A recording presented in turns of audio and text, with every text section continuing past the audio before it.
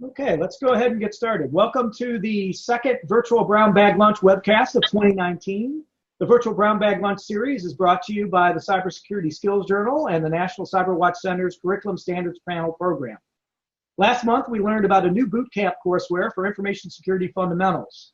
For the archived recordings of this presentation, last month's presentation, and all the 2018 Virtual Brown Bag Lunches, please visit the National CyberWatch link that will be provided in the chat section of today's webcast. Today's topic is partnerships for secure software development apprenticeships. My name is David Toby. I am the host of the Virtual Brown Bag Lunch series. I also serve as the managing editor of the Cybersecurity Skills Journal and the director of research and assessments with the National CyberWatch Center. Before we begin, you need to be aware that this session is being recorded, and anything spoken or shared on screen by the host or presenter or any of the participants will be part of the recording. If you object to being recorded, you should either not speak during the session or you may simply disconnect from the session altogether. All participants have been placed on mute, and if you wish to ask a question or make a comment during the session, please use the chat window to post your questions and comments. We will address all your questions at the end of the webcast. Now let's go ahead and get started. Let me introduce our speaker today, Girish. Girish is the Executive Vice President, Chief Technology Officer at ISHPI Information Technologies. He is the co-chair of the National Initiative of Cybersecurity Education, Cybersecurity Apprenticeship Working Group. He is a board member of the Consortium for IT Software Quality and an early adopter of the apprenticeship dual model for solving the cybersecurity skills shortage. I will now turn over the presentation to Girish. Girish, you may proceed with slide 3. Thank you very much, and good afternoon, everyone.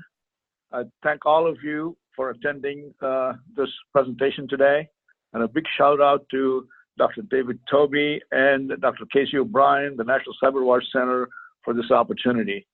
Our topic today is the time is now for college-employer partnerships for secure software development apprenticeships. I say the time is now because not acting now means we will miss an excellent opportunity to create hundreds of thousands middle-class jobs. Not acting now means society will continue to be at greater and greater risk from cyber attacks, particularly when you consider that 50 billion devices are forecast to come online during the next 3 to 5 years, all with software in them. Not acting now means students will continue to graduate with no or little or most readily employable job-related skills and an average debt of $40,000. Not acting now means employers will continue to spend 4 to 6 months on average to fill open cybersecurity positions and spend 5 to 8 months training the recruits so that they're productive on the job. Not acting now means that women, minorities, and veterans will continue to participate in technology professions at an unacceptable low rate. So, in my opinion, not acting now is not an option. Next slide. So here's the approach I plan to take. I'll make the case that the task at hand requires an unprecedented and innovative industry, government, academic partnership with one goal, which is to create a workforce capable of developing software which is secure.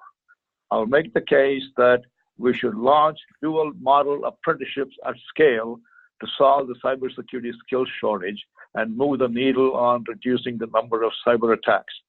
And I ask that if you're not already a member, that you would consider becoming a member of the NICE Apprenticeship Working Group, as David mentioned, that I'm a co-chair for that. And by becoming a member, you will contribute to the national conversation on dual model apprenticeships and how to implement those at scale. And by the way, I plan to do all of these things in a little more time than it will take you to save 15% or more on car insurance. So I'll begin by speaking about the cybersecurity skills shortage. This is the heat map from cyberseek.org. For those who are not familiar, CyberSeek is a partnership between Burning Glass, CompTIA, and NICE. They have created this marvelous tool by scanning the help wanted ads to quantify the skills shortage. So you see the horizontal menu at the top. the interactive map that you see in the middle shows the job openings in all the states. The states such as California, New York, Texas, etc., in dark blue have more than 12,000 unfilled cybersecurity job openings. You can also drill down to the metro areas in a particular state by clicking the button to the left of the map. The number I want to share with you is what you see in the lower left-hand under the header national level, which shows that there are 313,735 current openings in cybersecurity, which is the demand side of it. So the takeaway here is, here's an enormous opportunity to create hundreds of thousands of middle-class jobs and create a talent pipeline who can fill those positions urgently. Next slide. So to solve the cybersecurity skills shortage, we need to identify which specific jobs are in demand and where they are.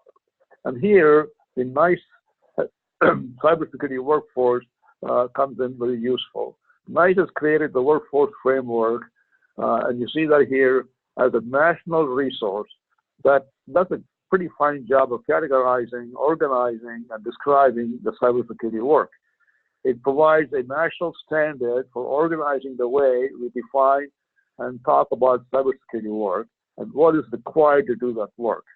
As you can see here, it has 7 categories up at the top, broken down into 33 specialty areas, and the framework identifies the tasks performed to carry out the cybersecurity work across the specialty areas and the knowledge, skills, and abilities needed for the 52 work roles that they've identified across these specialty areas. So it's a marvelous standard way of discussing and coming to consensus about which work roles that we're attempting to fill the openings that are in that work role. Our focus today is mostly on the leftmost 2 categories, the securely provision and the operate and maintain. Next slide. And as you can see here, those 2, securely provision and operate and maintain, account for about almost half the job openings that we now are trying to fill. Next slide. So back to the cybersecurity tool, the CyberSeek tool, and here we see where it actually shows the career pathways to the core cybersecurity roles. And on the left-hand side, we do see the 5 feeder work roles, that is networking and software development and software engineering and so on, those 5 that are pathways to the corresponding entry-level, mid-level, and advanced level cybersecurity work roles. Next slide. And if you click the software development cybersecurity feeder role, what you see is the pathway to the 4 core cybersecurity roles. I would also add that maybe in my opinion, we could put under the entry-level column software developer, secure software developer as a core cybersecurity role. So the CyberSeek tool also has a wealth of information about software development work role. As they show here, there are about like 937 or more thousand job openings. And it also shows the common job titles and the top skills that are requested in these help wanted ads. And you can see that 69% of the help wanted ads for software development are requiring at least a bachelor's degree, and 25% of them require a master's degree. So in about 84% of the jobs requiring a 4-year degree or higher to fill software developer jobs. Our higher education system simply does not currently have the capacity to produce anywhere near what the actual demand is. So we need to start thinking about innovative ways of augmenting our current system and changing our current system as we need it. So we will revisit the degree requirement towards the end of this presentation. That's about all I have to say on the cybersecurity skills shortage. Now I want to address the need to create a workforce capable of developing software which is secure from cyber attacks. So the next 2 slides I'm going to show you is I borrowed it from a presentation by Dr. Carol Woody at the Software Engineering Institute. So the demand for software developers has created both good news and bad news. The good news is now there's a gold rush to teach coding. The bad news is there is a gold rush to teach coding. So the issue is anyone can write software, but is it good? So as you can see here in this gold rush, you have things like how to raise the next Zuckerberg, 6 coding apps for kids. We empower kids to become makers, and how and why to teach your kids to code. So the issue is anyone can write the software, but is it good? We consider software very good or best in class if it has less than 1 defect per every 1,000 source lines of code that people write in software. The average today is 6 defects per 1,000 lines of code, or 6,000 per million lines of code as you have here. And here's the takeaway. 1 in 5 of those errors in the software lead to vulnerabilities that attackers exploit. That's why I think instead of calling this, in my opinion, the software bugs, maybe we should start calling them software bombs. Next slide. So the cybersecurity problem is in the software applications layer. And we now have data that shows 84% of the attacks are successful by exploiting vulnerabilities in the software applications. But we spend 23 times more on defending after the attack than on preventing it by making the software application secure. And as Joseph Foreman says here, stop protecting your apps. It's time for the apps to protect themselves. Next slide. So software is defective because of the poor quality development process used in doing the software work. Or expressed another way, if you have a quality problem, you have a security problem. So to improve software quality, we need software professionals trained in quality methods and trained to build software with security as the main focus from the beginning. So there's an urgent need because we're starting to see increasingly cyber attacks are impacting not just financial losses, but more importantly, things such as even democracy and loss of life and so on. For example, many states now are moving back to paper ballots in the voting system. And we recently had a recall of pacemakers to fix a software defect that allows a hacker to take control of the pacemaker functions. And now we're just hearing that planes are falling out of the sky because of software errors, or automobiles and other billions of connected devices that have the potential to maim and kill. So the consequences of poor quality software are a lot more severe than even a bridge falling down, and yet anybody can do the software work, whereas you have to be a qualified engineer to work on building bridges. So today I'm calling for moving from our current focus on threat detection, which is reactive, or what we call after the attack has happened, we apply a patch and we pray, to a more proactive threat prevention culture by making software secure and trustworthy. Next slide. So back in 2010-11 timeframe, many of us came to the realization that software tends to have an unacceptable number of defects because the workforce is not trained. And the colleges, most of the colleges and universities did not have a curriculum and did not emphasize security in computer science or other computer-related majors. So the Department of Homeland Security funded Carnegie Mellon Software Engineering Institute, Dr. Nancy Mead, Dr. Carol Woody, people like that, to develop software assurance curricula at the master's level and at bachelor degree level. And they also tasked the SEI to define transitioning these to community college programs. And so all of that happened between 2012 and 13. And starting in March of 2013, and you can see on the right-hand side some of the things that have happened. I'd like to point out to you in the bottom third there, the community college programs.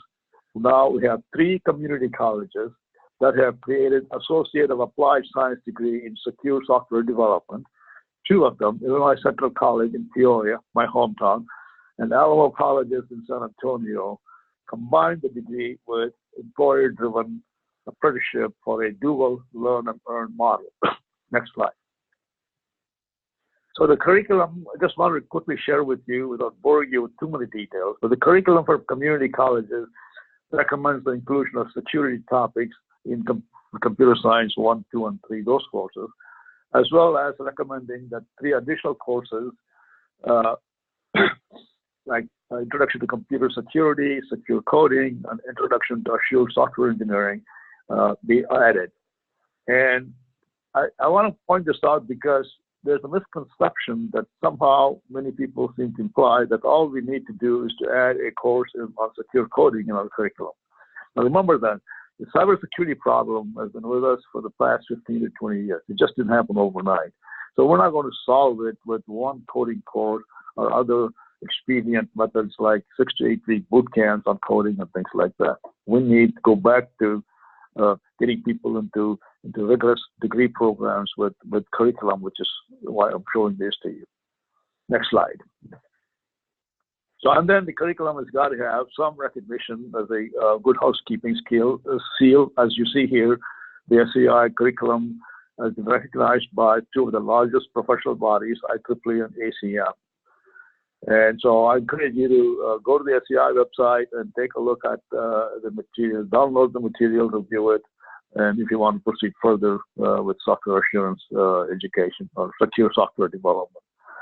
So far we've talked about the skill shortage. We talked about how the cyber attacks are exploiting defects, so the application layers where we need to pay attention, and the software assurance curriculum. Now I want to move on to the dual model apprenticeships as a proven way to get readily employable graduates into the workforce. And this slide is derived from a U.S. Chamber of Commerce Foundation report. It lists a variety of work and learn dual models, such as career fairs, industry fairs, job shadowing, etc., that you see at the top of this continuum. And these are what you call the low-touch models, which are less structured and require low participation and resources from the employer. And when the working learner goes through one of these, he or she gets a general knowledge of the career that they're about to embark on, but not enough for what we would consider really employable. As you go down the continuum, you get apprenticeship and registered apprenticeships that you see at the bottom. And these are considered the high-touch work and learn models, which are very structured and require high degree of employer participation and resources. The working learner is fully immersed and acquires significant knowledge about the work role and career. And I thought there was a good representation of the various models, particularly contrasting many of them with registered apprenticeships, which is what I want to talk about next. Next slide. So this slide is from the Department of Labor Office of Apprenticeship, and it shows the details of the components that are required, if you want to call it a registered apprenticeship. And there are 5. Number 1, business involvement. And employer involvement is the foundation of registered apprenticeship. Number 2, structured on-the-job training. This must be from an experienced mentor for not less than a year. Related instruction. Technical education in a community college that goes with on-the-job training. Number 4, rewards for skill gain. As apprentices demonstrate that they have gained the skills for the job, they receive wage increases. This is a key differentiator as the next one of apprenticeships. And a national occupational credential, which shows that the apprentices are fully qualified with a recognized national credential. Next slide. So I mapped the work and learn models, not all of them, against the 5 components of the registered apprenticeship. As you can see, almost all of them are lacking in one or more of the 5 components. The only exception, as you can imagine, is registered apprenticeship. So we now move on to the final part of the presentation, which is to share with you an exemplar registered apprenticeship that we launched in Illinois within another cohort in fall of 2015. And here's kind of a pictorial representation of the collaboration between industry, government, and academia. We think it was unique. And the goal here is what you see in the middle: qualified professionals capable of developing software which is secure from cyber attacks. So it was driven by 4 employees that you see in the left-hand bottom oval: HP, our company, a defense contractor; SEFQ, which is a the 20th largest credit union, and one fired entrepreneurial technology firm, an Illinois mutual and insurance company. So in the beginning, we named it the Central Illinois Regional Center of Excellence for Secure Software, CIRCESS, which pronounced as circus. So we changed that to Community Initiative Center of Excellence for Secure Software, Greater Peoria, CICESS, which we pronounce success. And so in this case, it's a Success GP, which is then followed by Success San Antonio, and there'll be more like that coming, is our hope. So the employers came together initially, going back to Success GP, as an ad hoc group trying to address the skills shortage that was impacting their businesses. They then formed a steering committee and include other stakeholders. So preliminary discussions were held with the local community college, Illinois Central College, and then they connected the college with Carnegie Mellon Software Engineering Institute to encouraging them to adopt the software assurance curriculum, which the college did. And then we made sure that they're aligned with a nice framework for the knowledge, skills, and abilities for software developer work role, and make sure that we do a registered apprenticeship with the Department of Labor, although we gave it as an option to any employer whether they wanted to actually go to the registered apprenticeship or not. But we believe that that really does make a difference. And we submitted the standards for computer programmer secure software occupation to the Department of Labor. So the takeaway here is this: the employers or colleges by themselves simply cannot do this. We need collaboration of all three: industry, government, and academia. Okay, having said that, now I want to briefly expose you to the standard academic curriculum and on-the-job training curriculum. And next slide. And so what you see here is the curriculum taught in the community college for an associate degree in secure software development. It has the general education requirements, somewhat trimmed down to make room for the additional courses for secure software development. So in the middle, we have the standard courses that you would recognize as the computer science, programming, with emphasis on programming topics and so on. And at the bottom are the courses for secure software development. The point here is, again, is that it's really encouraging to have standards in academic curriculum instead of everybody trying to invent what they need to be teaching. And then we also have standards topics that next slide, we're recommending these topics for on-the-job training. And you recognize these as the topics that are not typically taught in computer science courses. For instance, the applied knowledge units for planning and tracking the work, or some of the secure software skills that are needed for measuring and managing quality. And equally importantly, we list personal skills and workplace skills that are needed for a person to be a self-managed individual capable of working in teams. So we like to think of it as a fairly comprehensive list of topics that complements the technical degree education that they get out of the college. And that's why we call this the dual model. And this slide shows the next slide. So this slide shows the timeline for the launch of a cohort in Success GP. And some of the key dates here are March 2013, when the SEI published the curricula, and the software assurance competency report in October 2013. A community core group was formed in October 2013 to establish goals and develop a strategy. In spring 2015, when ICC announced the first in the nation degree in secure software development, and fall 2015, when the first cohort started coursework at ICC. So the point here is not to show that it's going to take such a long time, but only to show that these are some of the things that has to happen if you want to launch a secure software development apprenticeship model. I believe that if we start now, we should be able to launch one by fall of 2019. So it doesn't require this much time as we're showing in this timeline slide here. So that's primarily what I've taken you through now in terms of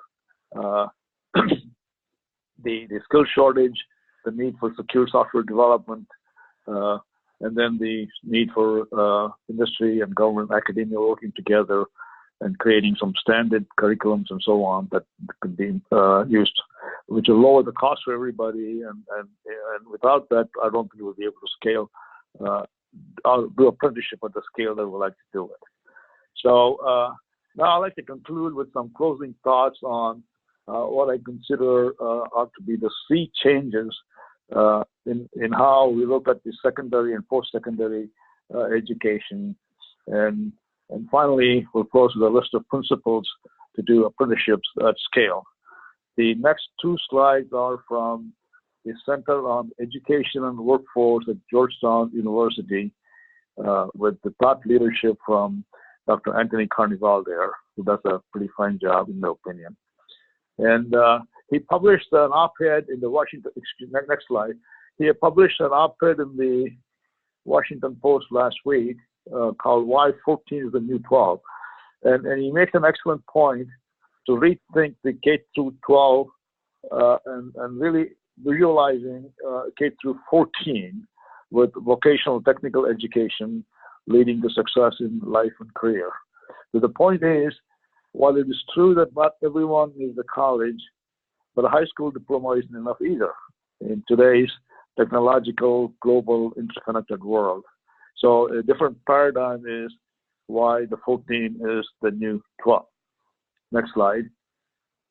So in a recent blog post, Dr. Carnegie makes the point that we need to shift our focus on from where people go to school and instead shift our focus to what they're actually studying. And his research seems to show a large variation in earning potential based on what the program of study is, more than where one got an education. And I think that's an important point for us to remember going forward, the economic value of programs versus institutions. So let me conclude with this list of 8 principles for doing apprenticeships at scale from Aspen Institute. The first principle is for employers to stop making degrees a mandatory requirement. As we saw earlier, where 84% of software developer job postings require a 4-year college degree. But also going down the list, which you can read for yourself, but I do want to point out the highlighted one, which I think is the most important, is launch apprenticeships at scale and do it now. Next slide. So if anybody asks you why apprenticeships, the answer is because nothing else works. And I think as Churchill once pointed out, the US will do the right thing after it has exhausted all the other options. So let us do the right thing, launch secure software development, dual model apprenticeship at scale. Thank you very much. And now, Toby, I'll hand it over back to you. All right, thank you very much, Girish. We do have a question from the audience. Again, as a reminder, please consider posting a question or comments in the chat. We have a comment from Jim Nelson there that we should be pointing out that partnering with your organization, employers are able to not having to develop the standards because you've already done that. So that's something I think everyone to notice. And then Casey O'Brien has asked the question, have you encountered challenges in convincing organizations to participate in a professional apprenticeship program? If so, what are these challenges? Well, the challenge is, first of all, recognizing that what I took you through, that there's value in registered apprenticeship. And in terms of some of the things qualitatively that I stated here, but really there's also data that shows that these apprenticeships is actually a good thing for business. So we're not asking business to do something which as a business person I understand and support just because something is good. We got to do things that are of value to our businesses. And so the challenge is to in many cases, many organizations don't have very good data on how long it takes for them to fill the open positions, or what is the cost of actually getting people that are not readily employable, and how the dual model addresses that part of it by giving them the skills while they're going to school, so that by the time they complete it, they are really employable. So the challenge is for many businesses to connect all these dots, and that really, I think the higher up, from my experience, you go into businesses, I think the C-level people get it. They say, why are we not doing this? So there needs to be a consensus in organizations at all levels as to the fact that this is in fact something that is what we want to do to do well. And then when we do well, we want to do this because it is something that we want to do good also. All right, very good. While I'm waiting for more questions to come in, a couple things. I wanted to share the results for our poll earlier during the presentation. It looks like we have a good collection of really across university and industry. It seems like a number of you are familiar with CyberSeek. It's a nice framework, and not so much the work being done at SEI. So perhaps, Girish, you could provide just a little bit more detail about the software assurance curriculum from SEI and how you see that fitting into the longer term picture. Okay, that's a good question. The curriculum, as you saw there, was something that came upon because we needed, one of the things that we'd always had difficulty in the software work is to do from the very beginning with focus on quality and security, because most software teams are under the gun to deliver something. So to change that culture to some that says that it's just not enough to meet a schedule and deliver something, you got to deliver something that's of good quality and security. What we found out was that the people that were doing the work were not trained, and so there was a real need to do that. And so this is a pioneering effort on the part of the Software Engineering Institute to actually to create a curriculum that could be taught for a master's level course, and then actually brought it down to the bachelor level, and the most importantly for our purposes, that they actually came up with the guidelines as to how a community college can actually do that.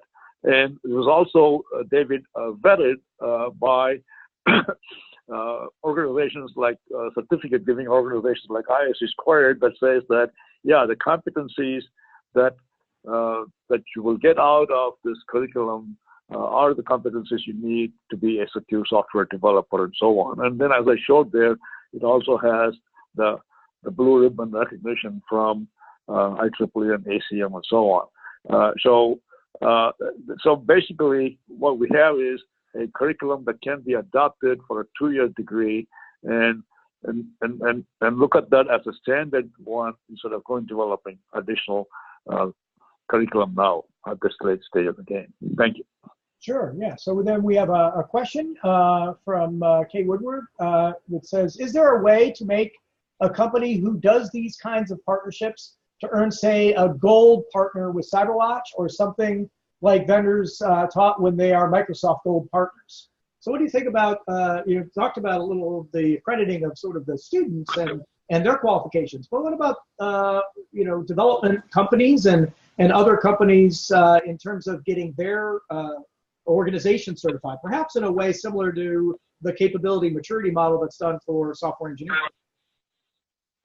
So again, Dr. Toby, you could maybe answer the question whether is there something that an organization like NCC would consider being the certifying organization, if I understand that's what the question is. Yeah, I mean, that is part of it. I think there's really two sides of this. One is accrediting organizations as secure coding capable organizations, and the other is accrediting people. So it actually works quite well with the program that sponsors this virtual Brown Bag Lunch series, the Curriculum Standards Panel, and there's a little information about that in the chat, and of course here on the slide you can see how you can get involved by sending an email to info@nationalcyberwatch.org. One of the purposes of the Curriculum Standards Panel is to develop a set of standard objects that can be made available to the community to ensure the raising of capabilities. But another thing that we are exploring in National CyberWatch is the idea of developing a set of formative credentials. These are not intended to be a replacement for the certification regime, but rather a way to facilitate learning, to identify the gaps in someone's capabilities that need to be filled, and provide a credential for that. So in that sense, you're right, Girish, we could address this question about becoming a gold partner by either an organization that is utilizing the standard libraries of curriculum, such as the SCI, Sure. Yeah. framework, or actual materials, as well as certified people. But what about, Right. SCI has also produced the CMM program for ensuring the quality of software development. What about something similar for the security of software development? Let me address that this way, David. I like the other organization that I belong to. I'm a member of the board, is the Consortium for IT Software Quality, CISQ or CISC. And what CISC has done now is identified 4 characteristics, quality characteristics, which are now becoming international standard because CISC is a joint venture between the SCI and the Object Management Group. So the standard basically says, here are the characteristics. Now we're not talking about organization or people, we're talking about the actual software code. So they come up with a way to actually measure that code to see if that code is in violation of these, and here we're using the common weakness enumerations. Again, without going too much into the weeds, these are the list of vulnerabilities that we know that are out there. So now we can go in and analyze the software to see, is it violating some of those kinds of things. So from out of that, we can come to a point where we can actually say, yeah, is this software reliable? Is it trustworthy? And so along with that, CISC has also developed a trustworthy systems manifesto. So one aspect of what we're talking about here is maybe we ought to put more emphasis on how we can make sure, because one of the things that we want to do is to have these softwares be reliable and trustworthy and doesn't put society at greater and greater risk. And so if we have some way of making sure we can go in and examine that and see which of the very highly significant, the most significant vulnerabilities that we know there's no reason for us for new software to have some of those same ones that we've known for quite some time. And so to be able to analyze and do that may be another way of looking at the same thing. Yeah, and again, as a follow-up to the question that Kaywood posted, there's a suggestion that perhaps there also might be a way to, in a sense, recognize those companies that are mentoring apprentices. That a lot of companies don't want to take time away from billable employees to mentor folks. But perhaps if there were ways in which they would either get support from organizations that are recognized as apprenticing organizations, perhaps third parties could fill that role, or perhaps there are ways to encourage employers to establish apprenticeship programs to offer that extra support and get some form of recognition for doing that. What are your thoughts in those areas? Yeah, I think that's a good suggestion. And earlier when we were talking about challenges, one of the challenges that organizations have is to make time available to a mentor to spend time with the apprentices. So you can make a case to outsource some of that, but really what we want, but I do want to caution the fact that what we want is the people that are coming into our organization to be fully familiar with how our organization does the work and what our organization's what we call our tribal knowledges that exists in our organization that needs to be passed on, and so if we totally outsource some of these things, I don't know if we get that benefit out of that. But on the other hand, one of the major difficulties that we're going to face over the next 3 to 5 years is the number of baby boomers that are retiring, and the fact that we aren't going to lose a lot of the mentors, and we got to come up with every way that we can so that we can train the next generation in the way we want that. Makes sense. So you had mentioned their common weaknesses and vulnerabilities, and one of the projects that National CyberWatch has been engaged in is developing what are called concept inventories, ways in which of doing these formative assessments to identify misconceptions or other misunderstandings that individuals may have. And we'll be launching, just for everyone's benefit, a pilot program later this year, which will allow you to administer these concept inventories in your schools and your organizations to get a sense for what people are correctly and incorrectly understanding about the most often referenced vulnerability of buffer overflow. But my question to you, Girish, is one of the things that came from the development of that inventory was a discovery that instructors were inadvertently teaching security flaws by not properly instructing on what was happening inside code libraries, that they were just encouraging people to use library X or library Y, but not explaining that within those libraries there may actually be a buffer overflow that would occur if you did not properly configure them. So what are your thoughts in terms of either the implications of improper configuration of standard libraries, or just the use of standard programming practices that might inadvertently be introducing software vulnerabilities? It's a big problem, David. The software supply chain, which is where we get additional software, right, has been a big problem that we've been concerned about for some time, particularly if much of the software is coming from countries that are not friendly to us. That poses an even greater threat. So one of the ways of getting around that is to make sure, like I said earlier, like the CISC idea of actually going into, and there are now providers and there are software products that are there, what they call, people may be familiar with the static code analyzers that can actually do that. So we ought to probably be able to do that, not just at the source code level, maybe at the binaries, if that's what we're using as part of our components that we assemble in a piece of software.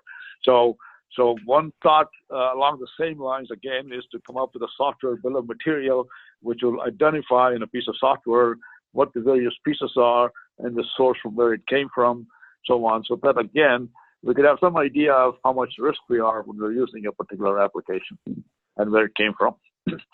Very good. All right. Well, again, Girish, I would really like to thank you for sharing your experience with developing the dual model apprenticeship program.